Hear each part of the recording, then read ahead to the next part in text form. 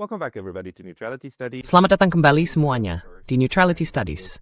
Hari ini, untuk pertama kalinya, bersama Tord Björk, salah satu pendiri jaringan People and Peace, anggota Dewan International Peace Bureau, dan koordinator kelompok kerja Helsinki Plus Fimpul. Tord, selamat datang. Tord, welcome. Baik, saya sangat senang dan merasa terhormat provider di program yang sangat penting ini.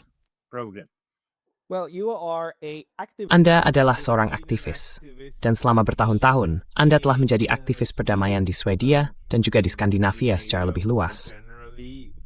Saya ingin menggali pandangan Anda tentang apa yang sedang dilakukan oleh kelompok kerja Helsinki Plus Milu saat ini. Bisakah Anda memberi kami sedikit wawasan? Can you give us some insights?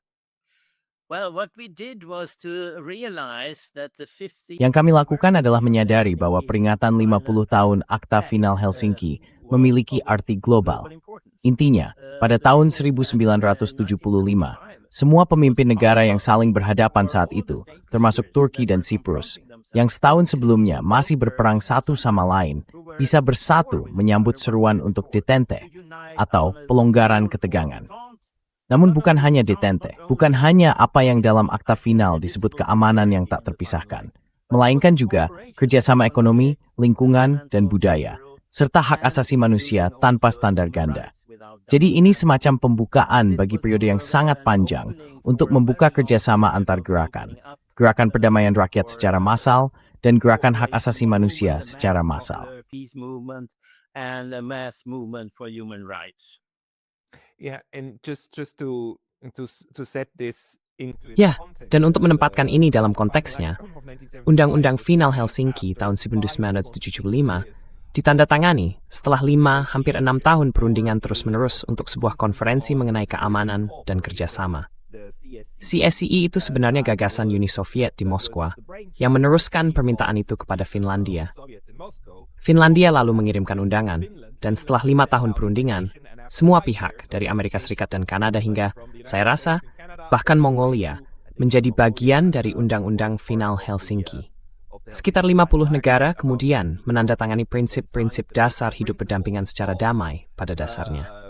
Bagi saya, tahun 1975 adalah awal dari berakhirnya Perang Dingin Pertama, karena disitulah prinsip-prinsip itu dirumuskan.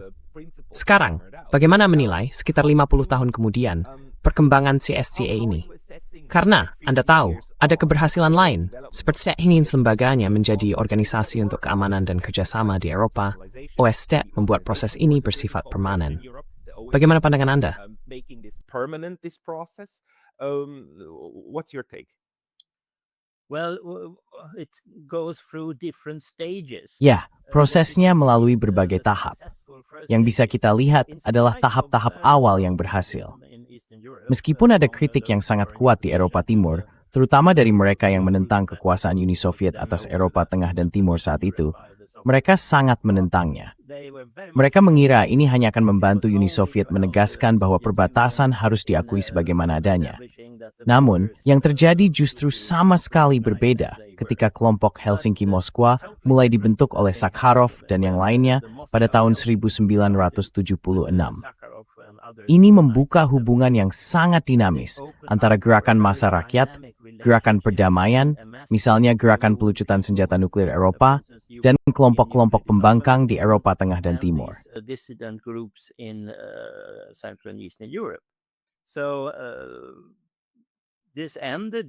Jadi akhirnya semua ini berujung pada perubahan tanpa kekerasan dalam semua yang disebut revolusi dapur. Ini juga menjadi tahap yang sangat membantu dalam menghasilkan banyak kesepakatan untuk mengurangi senjata nuklir dan membangun kepercayaan. Banyak kesepakatan soal itu. Kemudian datang tahun 1990 dan proses Helsinki tampak seperti sukses total. Dalam pertemuan di Paris, semua pihak kembali menyetujui hal itu. Keamanan yang tak terpisahkan, Ensesasimensia, Pranked.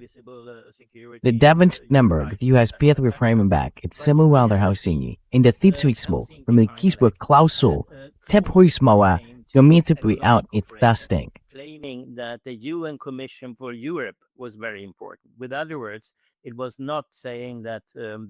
Dengan kata lain, itu tidak mengatakan bahwa lembaga-lembaga Bretton Woods dan lembaga keuangan yang sepenuhnya dikuasai oleh Amerika Serikat dan Barat adalah solusi bagi masalah ekonomi. Namun pada kenyataannya, yang terjadi justru sebaliknya. Telah didokumentasikan dengan sangat jelas bahwa Rusia diperlakukan sama sekali berbeda dalam masa transisi ini dibandingkan katakanlah Polandia. Polandia menerima segala bentuk bantuan khusus yang mereka perlukan untuk menjalani transisi ini dengan baik, sementara Rusia tidak mendapatkannya. Dan kita menyaksikan keruntuhan total situasi dalam masyarakat Rusia, yang sebenarnya juga terjadi di Ukraina, tetapi tidak sebesar itu di Belarus. Jadi dengan kata lain, gagasan dari tahun 75 itu tidak pernah diwujudkan sepenuhnya dalam hal ekonomi. Yang kita dapatkan justru adalah perkembangan yang semakin menjauh dari apa yang kemudian disebut sebagai keamanan bersama.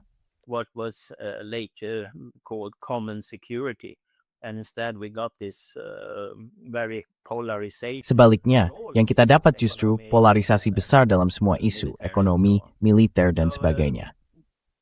Jadi itu menarik, karena 50 tahun kemudian, Finlandia harus melakukan sesuatu. Ini adalah keberhasilan terbesar sepanjang sejarah diplomasi Finlandia, dan mereka merasa harus melakukan sesuatu. Lalu jadinya benar-benar menggelikan. Kalau kita menelusuri cara mereka menyelenggarakan peringatan 50 tahun ini, banyak hal yang terlihat. Dan yang sekarang kita lihat adalah, dengan mengklaim diri sebagai penerus sah Akta Final Helsinki, semua gerakan bisa menyatakan bahwa kini, kami sedang mewujudkan apa yang diputuskan para pemimpin negara pada tahun 75. Jadi itu memberi kami legitimasi untuk menghasilkan gagasan-gagasan tentang perubahan, bukan hanya dalam hal keamanan, tetapi juga kerjasama dan hak asasi manusia. Hey, just a very quick note, the best way to support this channel is by signing up for my free Substack. You can also help with a paid subscription there, or you can get some of our new merch on neutralitystudies.com. Links below. See you there. Yeah, and you know you're saying it was Ya, Anda bilang itu nyaris lucu, karena tentu saja peringatan 50 tahun itu berlangsung tahun lalu, dan itu sudah 2 tahun setelah Finlandia bergabung dengan NATO, benar? Finlandia dulu netral, bersama Swedia, tempat Anda berada omong-omong. Jadi Finlandia, Swedia, dan Norwegia, negara-negara Nordik ini, bekerja sama erat. Pentingnya tahun 1975 dan 1999, benar? Adalah bahwa Soviet meminta Finlandia melakukan sesuatu, karena Finlandia netral dan bisa menjangkau kedua pihak, benar? Dan salah satu kisah sukses proses Helsinki adalah negara-negara netral yang berbeda ini, termasuk Swedia dan Swiss, bisa membantu melancarkan prosesnya, memastikan negara-negara komunis dan kapitalis benar-benar bertemu dan mengadakan negosiasi itu. Sebagiannya di Helsinki, lalu di Jenewa, lalu kembali di Helsinki untuk akta final.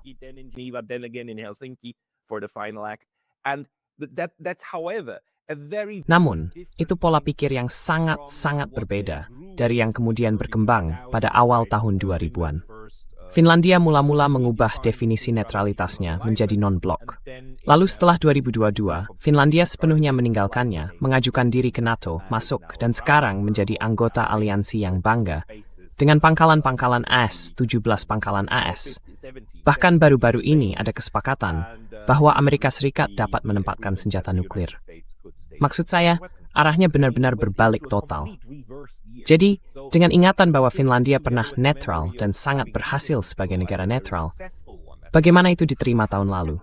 Seperti yang Anda katakan, Finlandia tak punya pilihan selain mencoba mengingat masa lalu diplomatiknya.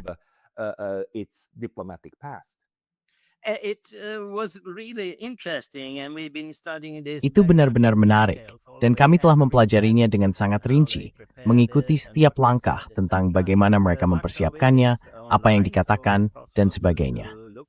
Banyak di antaranya tersedia secara daring, jadi semua orang bisa menelusurinya. Masalahnya, tentu saja, adalah mereka harus membunuh perdamaian sebagai sebuah konsep. Jadi mereka memproduksi massal gagasan bahwa perdamaian sudah tidak ada lagi, dan bahwa tidak ada lagi gerakan perdamaian. Kisah di balik Akta Final Helsinki tahun 1975 ini sama sekali bukan terutama kisah tentang negara-negara tindakan Uni Soviet atau Kekkonen Presiden Finlandia. Ini kisah yang sangat berbeda.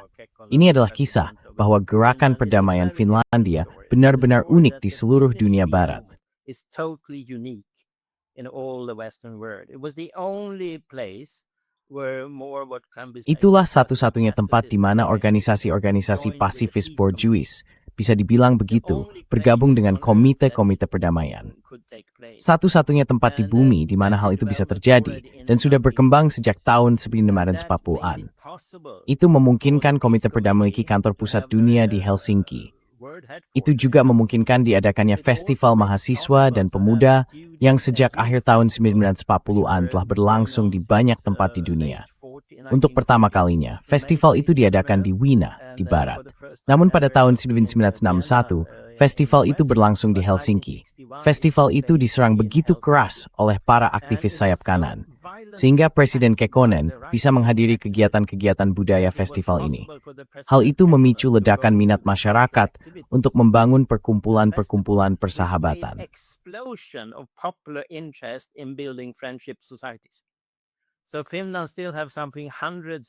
Jadi Finlandia sampai sekarang masih punya semacam ratusan perkumpulan persahabatan dengan berbagai negara. Lalu itu menjadi minat besar di masyarakat. Oh, kenapa kita tidak membangun persahabatan dengan orang-orang? Dan dengan basis dukungan rakyat itu, Presiden Kekkonen kemudian sepenuhnya bisa melanjutkan urusan Helsinki ini. Hal itu benar-benar dihapus dari sejarah, tidak pernah disebutkan, bahkan oleh gerakan perdamaian sendiri di Finlandia. Saya yang harus mengangkatnya.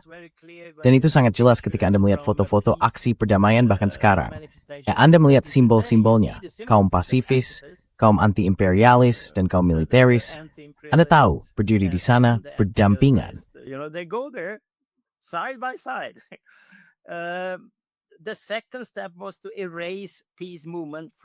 Langkah kedua adalah menghapus gerakan perdamaian dari kelanjutan perjanjian Helsinki. Jadi Presiden saat ini mengklaim bahwa seluruh hasil Helsinki adalah kekalahan komunisme. Kapitalisme mengalahkan komunisme. Jadi satu-satunya hasil dari seluruh upaya itu adalah bagaimana ini memungkinkan kebebasan di blok Soviet dan itu menjatuhkan rezim komunis ini. Tidak pernah ada gerakan perdamaian massal. Itu tidak ada dalam narasi para politisi Finlandia. Jadi dengan curisi, mereka speed personal ristain. En så gammen där det more hell enligt lite vår steptand first. It's a complete rewriting of history. Itu adalah penulisan ulang sejarah secara menyeluruh. Dan seperti yang Anda katakan, itu membunuh perdamaian, sekaligus membunuh seluruh konsep netralitas, yaitu kemampuan untuk menjangkau semua pihak. Semuanya dihapus total, lalu digantikan dengan kemenangan mutlak. Kami melawan mereka, kebaikan melawan kejahatan. Konsep yang benar-benar bodoh. Dan sejujurnya, perbedaan antara Alexander Stubb, presiden Anda saat ini, dan Urho Kekkonen, presiden Anda pada tahun 60-an dan 70-an, rasanya tidak mungkin lebih besar lagi. Urho Kekkonen adalah seorang ahli strategi ulung, sekaligus geostrategis yang brilian. Saya akan mengatakan, dia mungkin pemimpin netral terpenting kedua pada era Perang Dingin setelah Tito. Tetapi semua ingatan tentang itu sudah hilang, bukan? But all of that memory is gone, isn't it? Ya, kita akan lihat apakah ingatan itu sudah hilang. Anda tahu, sejarah cenderung menempatkan segala sesuatu kembali pada tempatnya. Bukan hanya karena dia bersifat geopolitik. Yang menarik, dia punya latar belakang di partai pedesaan, partai tengah. Dan ada aliansi kelas antara gerakan kelas pekerja yang sangat radikal dan kelompok pedesaan. Dan itu membangun semacam, bukan hanya soal ya, saya tadi bicara tentang gerakan perdamaian, tetapi ada semacam basis massa. Artinya, ketika mereka melakukan sesuatu, itu terjadi di seluruh negeri, baik di kota-kota maupun di daerah pedesaan dan seterusnya. Jadi, di sini juga ada pembangunan aliansi kelas yang sangat spesifik. Tetapi kalau digali lebih dalam, itu menjadi benar-benar mengerikan.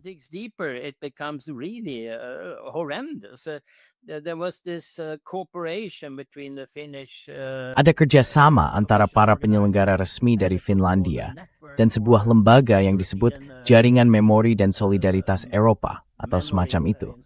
Sebuah jaringan dengan peran Jerman yang sangat menonjol, tetapi dipimpin seorang direktur dari Polandia dan didukung oleh banyak negara Eropa Timur sebagai bagian dari upaya mereka untuk mengklaim pandangan tertentu tentang sejarah dan sebagainya. Direktur ini memulai sebuah konferensi sebulan sebelum peringatan 50 tahun ini dengan mengatakan bahwa aktivitas mengerikan Rusia di Ukraina adalah satu-satunya masalah yang kita hadapi, sementara Israel sedang membela warga sipil. Jadi standar ganda ini sangat dipromosikan. Mereka juga membuat video yang mengusung gagasan ini. Jika Anda menginginkan perdamaian, Anda harus bersiap untuk perang. Disitulah Anda menghancurkan perdamaian sebagai sebuah konsep. Karena every state assault, men, every person yang they. Nothing else than preparing for war or war. What is your explanation? How do you Apa penjelasan Anda? Bagaimana Anda memahami fakta bahwa gerakan-gerakan perdamaian ini, seperti yang dulu kita miliki di Eropa, pada dasarnya runtuh dari dalam? Karena banyak orang menerima gagasan ini, kalau Anda menginginkan perdamaian, bersiaplah untuk perang. Ini seperti slogan bodoh, tapi sangat populer. Yang lainnya adalah mantan kepala NATO asal Norwegia, Bapak Stoltenberg, yang mengatakan senjata adalah jalan menuju perdamaian dalam konteks Ukraina. Atau yang ketiga, Keterguttervolgrath dat bijf tolol to op naft. Simbrength, and to forward on the well, in het mes, hier pertemaya. You need to deter. If you don't deter, you cannot have peace. It is so dumb that people even in Sangat bodoh bahwa orang-orang, bahkan di Swiss, tidak lagi memikirkan cara menjalin persahabatan. Karena Anda tahu, kalau Anda punya teman, bukan musuh, masalahnya juga selesai. Itu cara lain untuk melakukannya, kan? Anda bisa menakut-nakuti seseorang agar tidak menyerang Anda, atau Anda bisa berteman dengan mereka agar mereka tidak menyerang Anda. Seperti, mengapa Jerman tidak lagi menyerang Prancis, dan Prancis tidak lagi menyerang Jerman? Karena mereka berteman, bukan karena mereka saling menghalangi. Tapi gagasan tentang penangkalan sekarang sudah begitu mengakar, sampai-sampai sepenuhnya menyingkirkan gerakan perdamaian. Bagaimana Anda menjelaskan kepada diri sendiri bahwa itu bisa terjadi? Karena pada tahun 70-an, gerakan-gerakan ini sangat-sangat kuat. Because in the 70s these movements were very, very strong.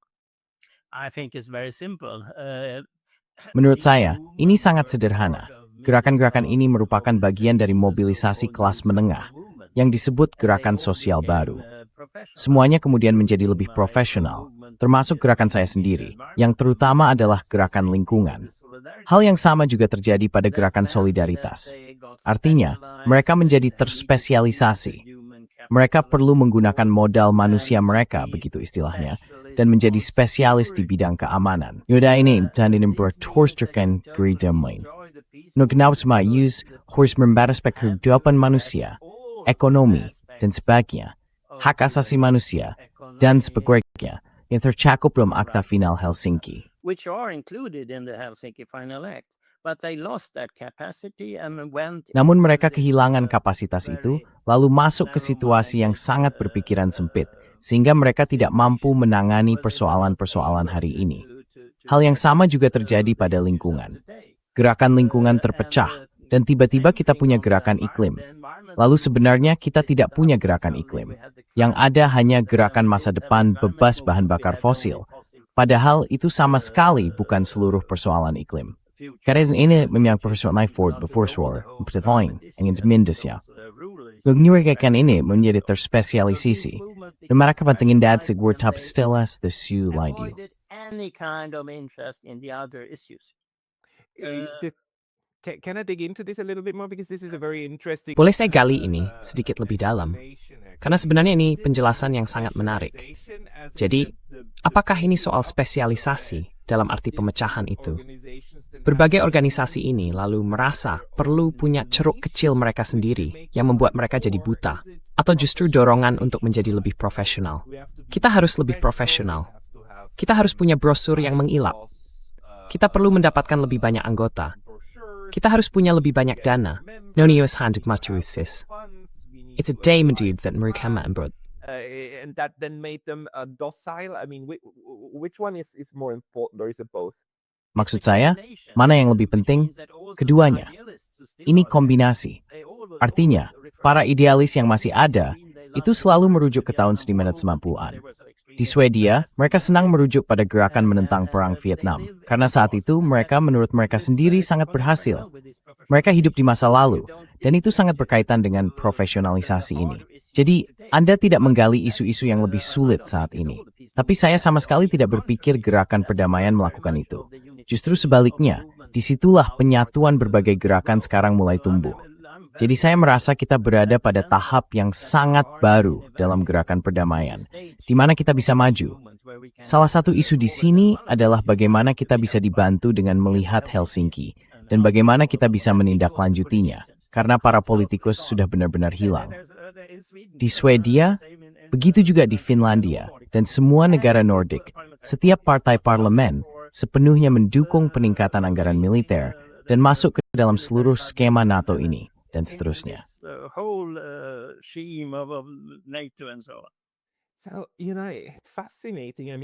Jadi Anda tahu, ini menarik. Maksud saya, apakah ini, dalam pengertian yang sangat menyedihkan, merupakan kemenangan terlambat sistem kapitalis atas gerakan-gerakan perdamaian sosialis kiri pada masa itu? Karena sistem itu berhasil, melalui proses yang alami, menjinakkan mereka, memecah mereka, dan menempatkan mereka di posisi di mana mereka tidak menyakiti siapapun, atau bahkan sebaliknya, membuat mereka berguna. Dan atomisasi ini, Anda tahu, juga sangat berguna. Karena Anda selalu bisa mengatakan kepada orang-orang, oh, tapi Anda tidak boleh berbaris bersama kelompok ini. Maksud saya, kalau Anda pendukung gerakan hijau yang mendukung pengurangan emisi CO2, lalu Anda berjalan bersama seseorang yang bahkan hanya sedikit xenofobik, yang bahkan sedikit saja berpendapat bahwa imigrasi harus dikurangi, maka Anda sendiri adalah seorang xenofob, dan Anda harus dijadikan iblis. Jadi, termaskan ang pagkakomribu ka Fernand Nithaso, industri selawan, alisweli melawan fritas. Apakah itu di Eropa? Is that what happened in Europe? I don't believe in capitalism being so strong. Saya tidak percaya bahwa kapitalisme itu begitu kuat. Alasan mengapa saya tidak pernah menjadi seorang kiri pada tahun 70-an sangat sederhana. Saya pikir saya tidak perlu melakukan kerja ganda. Mereka bisa melakukan urusan mereka sendiri, dan saya mencoba berfokus pada bagaimana mengorganisasi sedikit isu-isu lingkungan ini, serta gagasan bahwa gerakan rakyat itu penting secara bersama-sama. Dan pada akhirnya, apa yang terjadi ketika kapitalisme tidak kuat? Karena gagasan tentang kapitalisme sebagai sistem totaliter yang mengendalikan segalanya, itu sama sekali salah, sebab ada celah-celah. Dan dalam celah-celah itu, saya berpendapat bahwa orang seperti saya, yang pandai berbicara, juga memiliki kekuatan dalam gerakan-gerakan ini. Dan kita harus berhati-hati terhadap orang seperti saya. Kita harus mewaspadai kekuatan dalam ideologi. Dan disitulah kaum kiri. And that's where the leftist The Star, Mashworth the Scary to Poor Stein.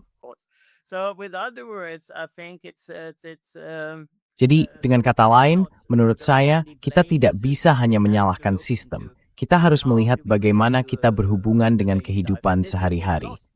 Dan ini yang hilang dari gerakan perdamaian, gerakan lingkungan, gerakan solidaritas. Yang mereka hilangkan adalah, ya, kita berfokus pada kompleks industri militer. Sama sekali tidak mungkin dipahami oleh masyarakat umum. Atau kita harus menentang pertumbuhan.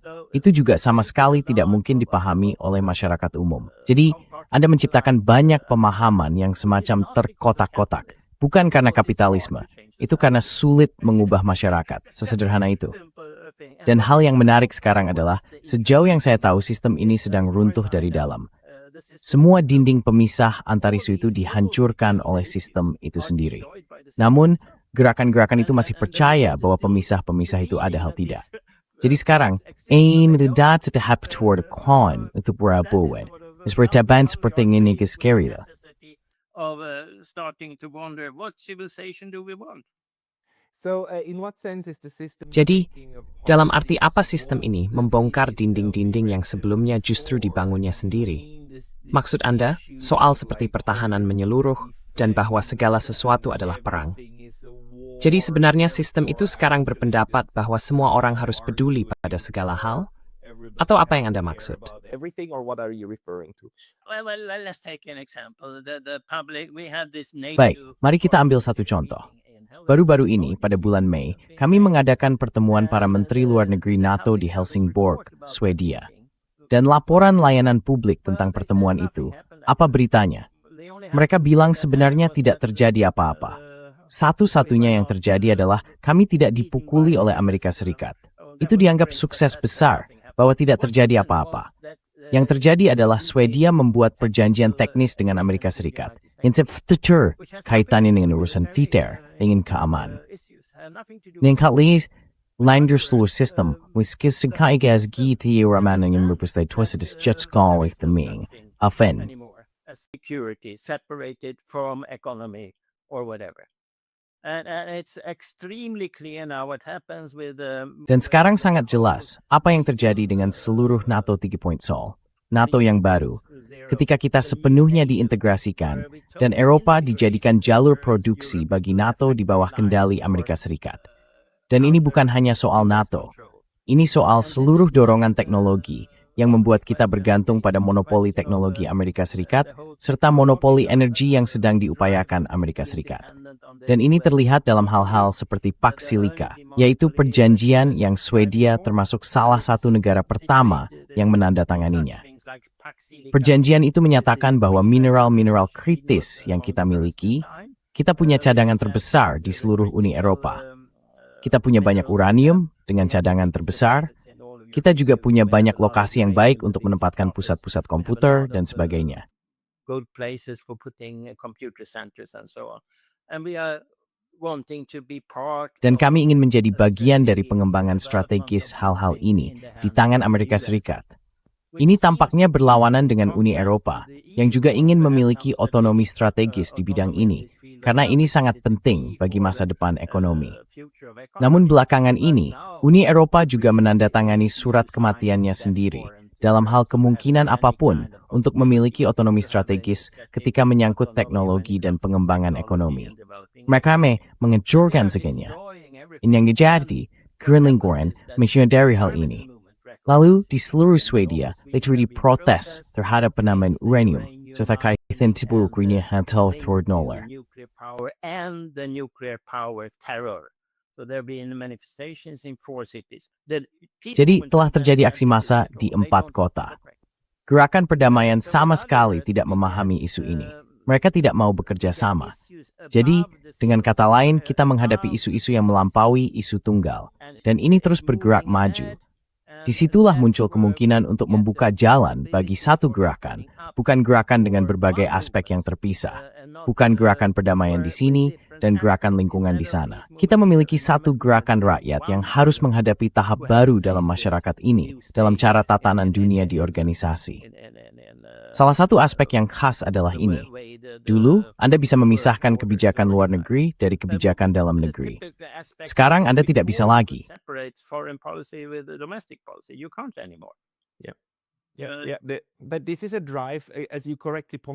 Ya, tapi ini adalah dorongan, seperti yang Anda tunjukkan dengan tepat, yang datang dari sistem itu sendiri. Sistem yang melakukan ini dan berusaha menciptakan semacam isu yang mencakup segalanya. Dan sebagian besar sebenarnya berpusat pada konsep perang. Semuanya adalah perang. Perang di luar, perang di dalam, perang di otak, perang di hati. Dan itu benar-benar gila. Maksud saya, kebetulan sekali saya tahu Anda juga mengenal Nel Bonilla, kan? Ya, saya berbicara dengannya kemarin. Dia menyoroto 3,0 dan dorongan menuju negara bunker, di mana semuanya berpusat pada warga yang harus mengorbankan dirinya demi kebaikan yang lebih besar, yaitu pertahanan kolektif terhadap ancaman apapun yang digambarkan dari atas. Dan dorongan itu sekarang, menurut interpretasi Anda, justru memicu kemungkinan munculnya perlawanan publik. Karena itu, menciptakan dorongan bagi berbagai gerakan ini untuk kembali bergandengan tangan. Yeah, but I also put the blame on the movements. Ya, tapi saya juga menyalahkan gerakan-gerakan itu. Saya tidak mengatakan bahwa hanya kaum kapitalis yang bersalah. Kita bukan korban. Dan di sisi lain, saya rasa kita harus memahami bahwa gagasan ini yang orang mungkin tuduhkan kepada saya tentang percaya pada gerakan-gerakan rakyat sebagai semacam pendorong perubahan, masyarakat pada umumnya tidak bisa terus-menerus dimobilisasi untuk berjuang setiap saat. Jadi, sangat bisa dipahami kalau untuk sementara waktu, Anda menyerah pada harapan-harapan itu. Lalu Anda menaruh harapan pada organisasi yang sangat profesional, atau serikat pekerja, atau apapun. Jadi itu sepenuhnya bisa dipahami. Tapi ini juga disebabkan oleh hal itu, karena sangat mungkin untuk melihat apa yang telah terjadi. Fully possible to look at what has happened. It's not so that this happens out of nowhere. Ini tidak terjadi begitu saja, seolah-olah muncul dari kehampaan. Maksud saya, lihat saja apapun. Militerisasi perbatasan Eropa benteng ini, apakah sekarang sudah 70.000 orang yang tewas dibunuh ketika mencoba masuk ke Uni Eropa? Seluruh perjanjian dagang itu, yang menghancurkan pertanian di Afrika Barat dan sebagainya, lalu menghasilkan para pengungsi ini. Semua itu ada. Dan setiap kali Anda menelitinya, Anda akan menemukan bahwa ini tidak muncul begitu saja. En november, en nomat with het talchut, en linkvoetment på boam nath worth hang. Dan sekarang kwiris mensambu, kima itiaskan sistem ini adalah seperti kelemahannya. Because what the system is doing is because it's weak. This repression which we've been felt. Represi ini sudah sangat kami rasakan sejak awal, ketika kami mulai menjalin kerjasama antara gerakan lingkungan dan gerakan perdamaian. Dewan Atlantik segera menargetkan kami bersama sebuah lembaga kajian bisnis di Swedia. Mereka melihat kami sebagai ancaman besar. Mereka meneliti 10 negara barat untuk mencari disinformasi Rusia, atau yang disebut sebagai disinformasi Rusia. Dan mereka tidak menemukan hal serupa di negara lain manapun, kecuali di Swedia. Jadi, ada ketertarikan untuk memahami bagaimana apa yang terjadi ini mungkin bisa ditangani, entah bagaimana. Lalu kita harus melihat apakah ini bisa terjadi di berbagai negara. Dan yang kami lihat, ini sedang berlangsung. Ada sesuatu yang sedang terjadi. What is your Apa rekomendasi Anda? Apa yang bisa dilakukan? Karena apa yang baru saja Anda katakan itu sangat penting, bukan? Orang-orang di lapangan, seperti semua orang. Anda tahu, maksud saya, satu hari hanya 24 jam bagi kita semua. Banyak orang punya anak, punya pekerjaan, punya orang tua, dan orang-orang lain yang harus mereka urus di sana-sini. Anda tahu ada kehidupan yang harus dijalani, bukan? Anda tidak punya waktu tanpa batas. Man kan inte sin podcast, membaca buku, and membaca pamflet. Itu ada tas. Timahat mana, ikiwa berbaiskan rakyat ini. There's somehow a need for this popular movement. How can we square that circle? Because as you said, like Bagaimana kita bisa mendamaikan hal itu? Karena seperti yang Anda katakan, ada harapan yang cukup besar bahwa Anda cukup menjadi anggota, membayar iuran ke Partai Hijau, membayar iuran ke suatu organisasi, lalu merasa keterlibatan Anda dalam gerakan rakyat sudah selesai. Cukup sampai di situ, dan serahkan saja kepada para profesional. Tetapi itu tidak berhasil. Justru itulah yang menciptakan masalah. Jadi bagaimana kita bisa menyusunnya secara berbeda? Sebagai bari snap grammatska timfling and tanyik. And some berbray step idadifuse the small bish. Gara bethu, garangaint demat some fungsi. the individual, because then the network won't work. The problem with me is I think it's simple. Masalahnya dengan saya pikir sederhana. Saya suka yang sederhana. Tidak, sederhananya begini. Kita harus melihat bahwa ada perbedaan antara pemerintah, dunia usaha, dan masyarakat sipil. Meski begitu, seperti yang Anda pahami, saya tetap kritis, termasuk terhadap gerakan dan organisasi saya sendiri. Saya memang percaya itu berbeda. Organisasi-organisasi ini lebih membutuhkan dukungan rakyat yang sungguh-sungguh. Dan ketika mereka mulai menyadari bahwa dukungan rakyat yang sungguh-sungguh tidak mungkin didapat lewat cara-cara profesional yang sangat dari atas ke bawah ini, serta dengan semacamnya, mengurung isu mereka di dalam sistem, mereka mulai sedikit khawatir. Dan inilah tepatnya yang kami lakukan melalui proses Helsinki Plus 50, tetapi terutama juga dengan melakukan tindakan-tindakan yang spesifik. Primarily also by doing specific actions. What happens in the Helsinki Plus 50 process? Yang terjadi dalam proses Helsinki Plus 50 adalah kita menghadapi situasi yang sangat aneh. Justru para aktivis lingkunganlah yang menantang gerakan perdamaian. Saya berasal dari gerakan lingkungan, dan saya seperti terus-menerus berada dalam krisis dengan gerakan-gerakan perdamaian. Saya bahkan ditempatkan di Dewan Perdamaian Internasional. Itu karena latar belakang saya. Dan itu berhasil. Memang provokatif. Tetapi mereka mulai berkata, oh, oke. Jadi dengan kata lain, hubungan antara gerakan perdamaian dan gerakan lingkungan itulah yang menjadi kunci keberhasilan dari apa yang kami kembangkan melalui proses Helsinki Plus MIPU, hampir tanpa pendanaan. Hal kedua adalah gerakan hak asasi manusia. The second thing is the human rights movement. 2-hour meeting in Helsinki. Sebuah pertemuan 2 jam di Helsinki, yang skalanya sangat kecil, tetapi orang-orang datang. Dan salah satunya adalah Makarov dari Moscow Helsinki Group. Dengan kata lain, inti dari seluruh gerakan Komite Helsinki. Dan dia sangat mengkritik diri sendiri terkait profesionalisasi gerakan itu. Proses ini berkembang bukan hanya karena ada kritik diri terhadap pelembagaan yang luar biasa besar ini, yang artinya Anda semacam kehilangan arah dan tidak punya dukungan rakyat yang nyata. Anda juga benar-benar dihancurkan oleh standar ganda ketika menyangkut Ukraina dan Palestina. Jadi bahkan tokoh-tokoh yang lebih besar dan berpengaruh dalam gerakan hak asasi manusia memahami bahwa ini adalah akhir. Jadi dengan kata lain, ada pergeseran yang bisa Anda sebut sebagai standar ganda. A shift which you can is just go double standard. We are against double standard. That's sort of our key. Kami menentang standar ganda. Itu semacam tuntutan utama kami dalam hubungannya dengan masyarakat sipil. Langkah berikutnya adalah apa yang sekarang sedang kami upayakan. Karena kami harus melangkah lebih jauh, peringatan 50 tahun itu berlangsung tahun lalu, yaitu membangun kontak yang lebih kuat dengan serikat-serikat pekerja, gerakan-gerakan pedesaan, dan para peneliti seperti Anda. Jadi, yang ingin kami bentuk adalah sebuah dewan peneliti dan gerakan.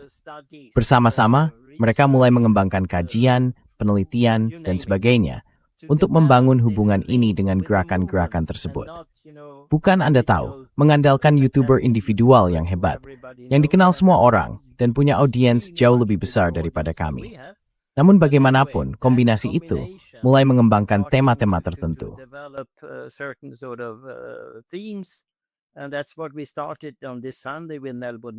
Dan itulah yang kami mulai pada hari Minggu ini bersama Mel Bonilla, ketika kami di People and Peace memprakarsainya bersama International Peace Bureau, World Beyond War, serta World Social Assembly of Struggles and Resistances, yang berkaitan dengan proses Forum Sosial Dunia. Jadi kami melakukannya selangkah demi selangkah. Lalu pada akhirnya, saya cukup yakin bahwa pengetahuan yang bisa dihasilkan melalui kerjasama seperti ini memungkinkan kita untuk menangani isu-isu baru ini, yang sangat dikhawatirkan masyarakat pada umumnya. Perusahaan teknologi, AI, seluruh cara ekonomi, kini seolah-olah diterjemahkan menjadi semacam ketundukan kepada monopoli di Amerika Serikat. Ini adalah isu-isu baru dan benar-benar lintas bidang, tetapi juga menyangkut perjuangan melawan represi. Fighting against the repression. What is in your esteem the best? Menurut Anda, apa cara terbaik bagi berbagai kelompok dan individu ini untuk saling mendukung? Karena satu hal yang saya sadari dari pekerjaan saya dengan berbagai kelompok adalah kecenderungannya atau naluri awalnya adalah mari kita berkumpul dan menciptakan sesuatu yang baru.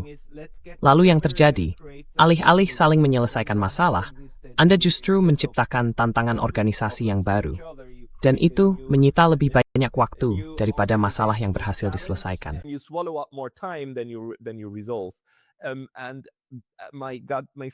Dan menurut saya, alih-alih menciptakan lebih banyak beban birokrasi, kita sebaiknya memikirkan bagaimana memperluas jangkauan secara vertikal dan bagaimana kita bisa saling memudahkan.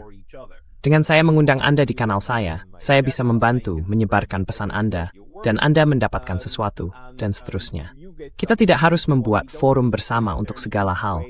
Kita hanya perlu mencari cara bekerja yang saling memberdayakan. Bagaimana caranya? Karena lagi-lagi, naluri sebaiknya off. Mari kita duduk bersama dan membentuk semacam dewan. Lalu sistem abdes berkumpul, punya konstitusi bla bla bses. Get together and have a constitution and and blah. No, I mean International Peace Bureau was established. Tidak. Maksud saya, Biro Perdamaian Internasional didirikan pada tahun 1891. Jadi, tentu saja kita harus membangun di atas lembaga-lembaga yang sudah kita miliki. Namun, bukan kebetulan bahwa World Beyond War dan Biro Perdamaian Internasional bekerja sama dengan sangat baik. Bukan kebetulan pula bahwa organisasi-organisasi perdamaian internasional yang bisa disebut arus utama justru berada di garis depan dalam melihat kebutuhan ini.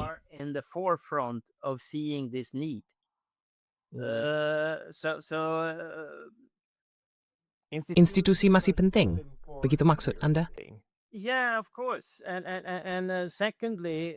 Ya, tentu saja. Dan kedua, kami membahas ini. Diskusinya sangat lucu. Di Barcelona, organisasi ini, International Peace Bureau, punya sumber daya yang sangat-sangat terbatas. Anda tahu, 140.000 euro untuk berkampanye dan bekerja di seluruh dunia. Dan itu benar-benar berat. Jadi kami hanya bisa bertemu langsung setiap 3 tahun sekali. Dan saat itu pun hanya 19 orang yang bisa datang. Tapi itu sangat penting. Lalu kami punya sebuah resolusi dari Emily Molinari yang muda, seorang Italia di kantor IPB, tentang kerjasama gerakan rakyat. Dan saya tentu saja sebagai seorang pegiat lingkungan mengatakan bahwa saya menentangnya. Saya bilang, ini nantinya akan membuat kami punya terlalu banyak hal untuk dikerjakan, yang juga berkaitan dengan apa yang Anda katakan. Karena tentu saja, Via Campesina, yaitu Serikat Besar Petani Kecil berbasis massa ini, beskermistat dengan efkekking agresistes agriculture. Tiggy Nollensen. The trade unions organizations were not included. And then we can add, you start to add. Lalu kita bisa menambahkan, Anda tahu, mulai menambahkan, dan menambahkan, hingga akhirnya kita mendapat daftar gerakan yang tak ada habisnya. Saya bilang kita harus melihatnya dengan cara yang sama sekali berbeda. Kita harus melihat gerakan-gerakan ini, yang menangani persoalan kehidupan sehari-hari masyarakat pada umumnya, yang punya tingkat lokal, nasional, dan internasional, serta peduli pada berbagai isu, meskipun mungkin mereka punya kepentingan inti masing-masing, dan mereka adalah bagian dari satu gerakan. Kita adalah aspek-aspek berbeda dari gerakan yang satu itu. Dan yang mengejutkan saya, mantan Wakil Sekretaris Jenderal ITUC yang duduk di Dewan IPB, langsung mengatakannya. Jadi, dengan kata lain, sama sekali bukan hal yang mustahil untuk menciptakan semacam proses organik, di mana Anda mulai membangun sebuah budaya, alih-alih membuat konstitusi baru, entah apalagi, it acting gazebo.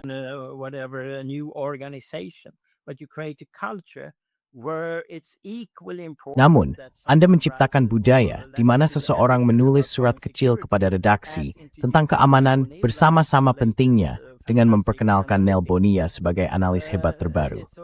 Keduanya sama pentingnya, dan Anda harus mengaitkannya dengan hal-hal praktis dalam kehidupan sehari-hari. Yang kami lakukan di Swedia misalnya, ketika kami melihat masalah dalam kesiapsiagaan sipil setelah krisis COVID dan sebagainya, ada seorang petani yang berkata, sekarang kita harus menanam kentang bersama-sama di tingkat kota madya. Dan itu terjadi di 150 dari 292 kota madya di Swedia. Ini adalah cara kerja yang sama sekali berbeda. Dan sepenuhnya, kaum intelektual tidak efisien. Mereka melihatnya dari semacam tingkat sistem. Olga Karash, yang merupakan direktur Our House, sebuah organisasi Belarus di pengasingan di Vilnius. Saat kami mengadakan pertemuan, orang-orang membicarakan sistem ini. Lalu dia berkata, kita harus melihat fenomena baru ini. Para tentara yang pulang dari garis depan, melecehkan dan menyerang perempuan secara brutal di tempat umum. Dengan kata lain, ini adalah hal langsung yang sedang terjadi, dan harus kita tanggapi. Ada semacam tahap baru kekerasan dalam masyarakat. Dan untuk itu, Anda tidak perlu mengatakan bahwa sekarang kita harus memahami seluruh teori sistem dan sebagainya. Anda bisa menangani persoalan-persoalan ini, menanam kentang, menentang meningkatnya kekerasan dalam masyarakat. Dan semua itu, entah bagaimana, bisa dipadukan dalam pemahaman bahwa berbagai hal ini dapat menjadi bagian dari semacam kebangkitan yang memiliki unsur praktis.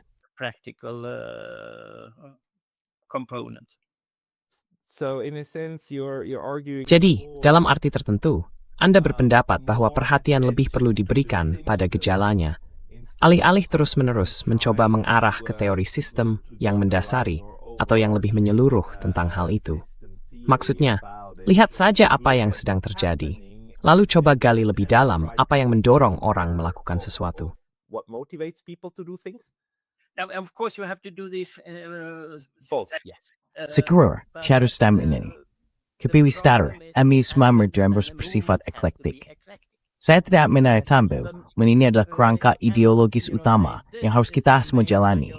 Entah itu anti-kapitalisme, anti-pertumbuhan, atau patriarki.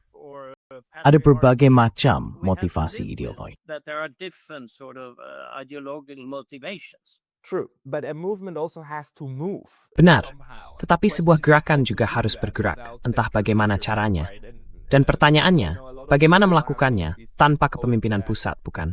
Banyak orang berharap kecerdasan kolektif dan sebagainya akan mengordinasikan semuanya, dan seterusnya dan seterusnya. Tapi itu sangat sulit. Maksudnya, bagaimana membangun gerakan tanpa kepemimpinan ideologis, tanpa ideologi yang menyeluruh, tanpa struktur kepemimpinan, tanpa piramida. Tetapi justru itulah yang dibutuhkan.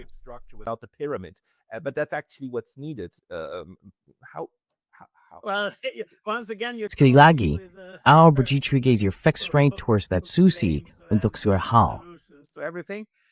Sukai Sting. And 1983, we had this. Pada tahun 1993, kami punya kelompok di Stockholm yang sudah sangat aktif terkait konferensi PBB pertama tentang lingkungan hidup dan pembangunan di Stockholm pada tahun 1972. Sejak saat itu ada kesinambungan, dan kelompok ini masih aktif sampai sekarang.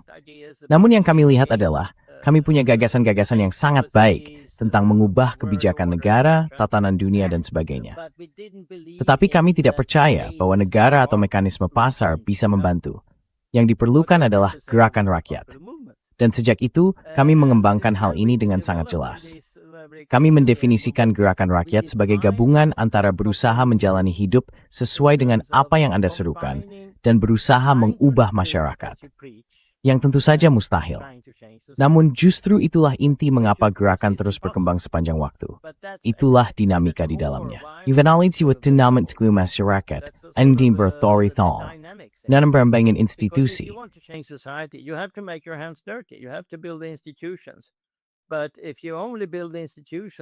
Tetapi jika Anda hanya membangun institusi dan mengotori tangan, Anda akan kehilangan jiwa. Jadi ini terus berulang. Hal semacam inilah yang membangun gerakan-gerakan, dan itu berulang.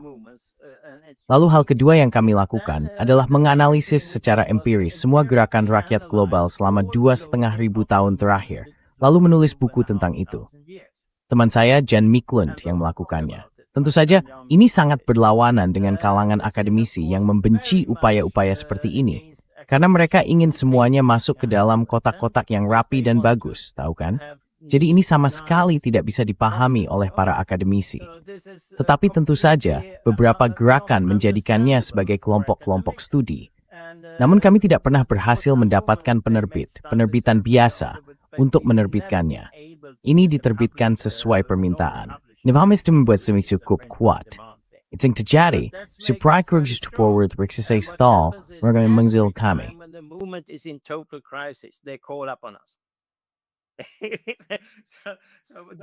Oraset strenuous spiritual. Every diumus andalkan. Budisa sa sana. Itu miamas di sana. Entah kenapa, kami punya semacam jawaban untuk hal-hal ini. Dan yang kami lakukan, bersamaan dengan membangun kontak dengan jaringan transisi di Swedia, adalah bekerja sama dengan orang-orang yang melakukan semua hal praktis ini dan tidak takut. Maksud saya, kalau kami bicara dengan teman-teman kami dari perusahaan pertanian, mereka bilang, oh, saya tidak suka Putin, tapi saya juga tidak suka John Deere dan Monsanto mengambil alih tanah hitam di Ukraina. Saya akan mainangan. Mereka akan menyestromat Putin. Bodoh mat. Ini berbeda dengan kelas menek, nawar tistep liftohol kuting. So scared of having a stand somehow. But these kind of people, they are not afraid of. Namun, orang-orang seperti ini tidak takut pada PCC, dan mereka punya landasan praktis, dan mereka lebih kuat daripada Anda tahu, organisasi-organisasi formal. Jadi disitulah kami berkembang, dan dari situlah muncul gagasan ini. Kami harus pergi ke Rusia untuk bertemu komunitas-komunitas ekodesa. Mereka punya gerakan ekodesa terbesar di seluruh dunia. di Ukraina juga sangat kuat. Lalu, bagaimana mengembangkan kebutuhan akan perdamaian di bumi? Perdamaian dengan bumi, begitu kami menyebutnya. Ini sekarang telah berkembang. Kami memulainya pada tahun 2015 sebagai sebuah platform untuk organisasi. Sekarang ada festival-festival di berbagai tempat dengan konsep-konsep seperti ini. Dan ini semacam budaya aja, Anda tahu. Itu cara lain untuk bergerak membangunkan orang-orang.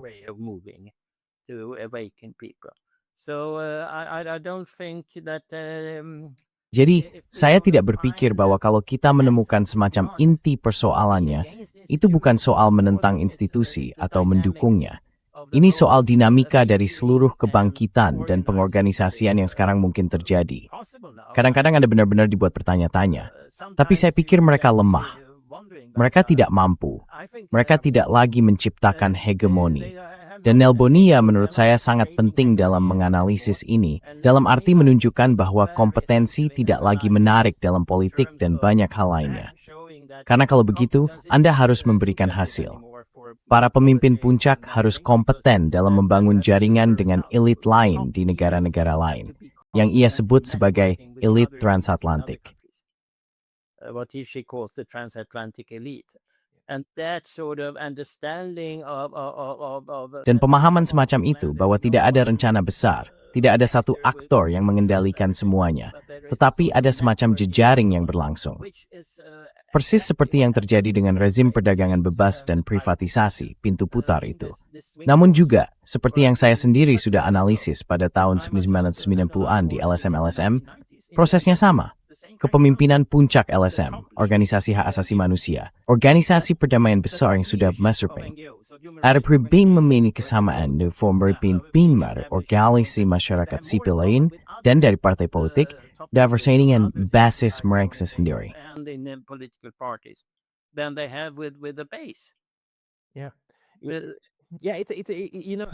Ya, saya juga sepenuhnya setuju. Ini persoalan sosiologis. Masalahnya, kita adalah 8 miliar orang di planet ini, dan kita terpaksa harus mengorganisasi diri. Sayangnya, kita tidak terlalu pandai dalam berorganisasi.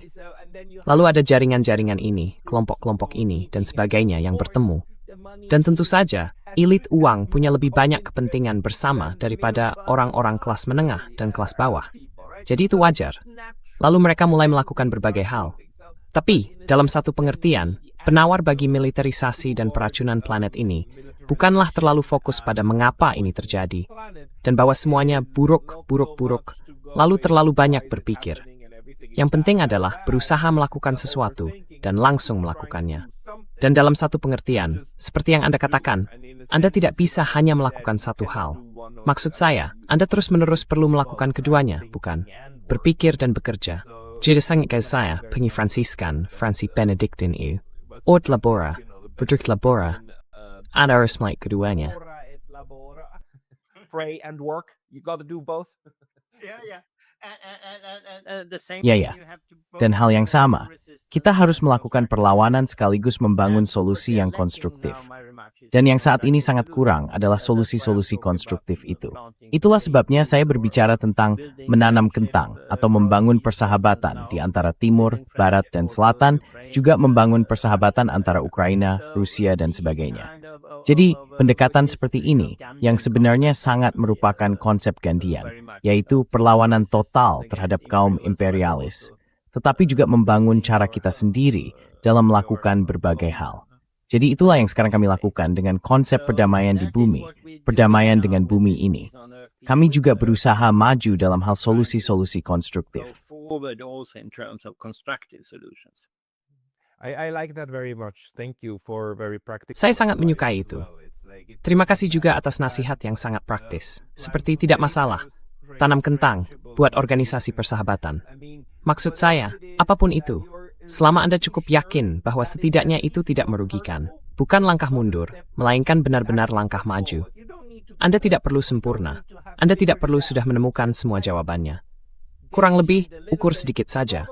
Ini mungkin bukan arah yang salah. Lalu ambil satu langkah. Itu yang sangat praktis. Sebenarnya. Mungkin kita mendemikian akhir di sini. Kalau orang ingin mengkota Anda, mendengar aksi dan Anda, memang harus mengeksplorasi sarang. Semua orang manusia. What should they do? Where should they go? Yeah, that's the problem that I'm constantly Ya, itulah masalahnya. Saya terus-menerus mengorganisasi hal-hal ini. Jadi waktu saya untuk mempublikasikan apa yang saya lakukan di Substack sangat sedikit. Saya punya Substack, tetapi kurang lebih belum menaruh apapun di sana. Jadi kami punya kanal YouTube, People in Peace, dengan lebih dari 100 unggahan. Cukup banyak di antaranya dalam bahasa Inggris dengan judul seperti Anda tidak bisa memakan uang. Begitulah cara kami membahas misalnya seluruh kebijakan perdagangan Uni Eropa terkait Mercosur dan isu-isu pertanian ini. Jadi ada banyak hal. Kami juga membahas isu bahwa antirasisme harus digabungkan dengan antikolonialisme yang merupakan konsep resmi PBB. Itu salah satu cara untuk melakukannya. Which is one way of doing it. We also address, for instance, the need for Kami juga membahas misalnya perlunya menentang relativisasi Holocaust yang digunakan sebagai cara untuk memutihkan citra negara-negara barat dengan mengklaim bahwa Uni Soviet sama genosidalnya dengan Jerman. Padahal tentu saja itu merupakan cara yang sangat mendistorsi kenyataan. Seolah-olah teror di Uni Soviet setara dengan teror yang dilakukan Inggris di misalnya Bengal pada tahun 1942 atau sekitar itu. Jadi ada banyak materi di sana. Lalu, kami punya situs web khusus untuk Helsinki Plus 50. Dan si nalingkort sa magkorang tayo na tidak bisa mentangkini tanda plus dalam alamat. Jadi kata plus ditulis dengan huruf helsinkiplus.org. helsinkiplus.org. That's where we try to publish material in this process. Disitulah kami berusaha menerbitkan materi dalam proses ini terkait tindak lanjut yang tampaknya semakin berkembang. Jadi itu dua caranya. Lalu tentu saja International Peace Bureau. Situs utama mereka selalu berguna untuk berbagai hal. Misalnya ada laporan tentang Forum Sosial Dunia yang baru saja berlangsung di Benin, tempat saya sayangnya dideportasi. Ada sedikit masalah untuk melanjutkan apa yang ingin kami lakukan di sana karena mereka menutupnya sementara. Naam kemudian merteni Korea. Ete dengan fatih titinan NATO ketika semam fortin twine distrit depot saith.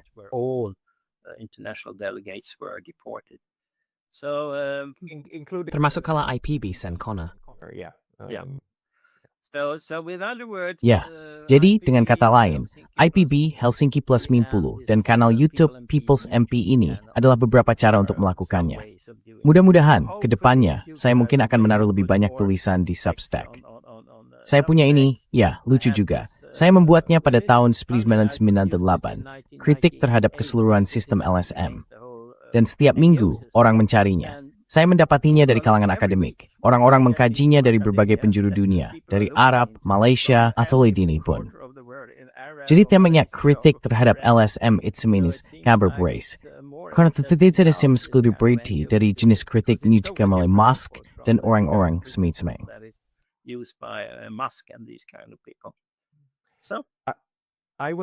Jadi, saya memastikan semua tautan atau alamat yang Anda berikan dimasukkan ke kotak deskripsi di bawah, supaya Anda bisa menemukannya. Silakan hubungi mereka. Dan seperti kata Tord, lakukan sesuatu, lalu pikirkan tentang itu. Tord Björk, terima kasih banyak atas doa Anda. Tord Björk, thank you so much for your time today. Terima kasih, Gar. Trang Bitsemer Snawaris.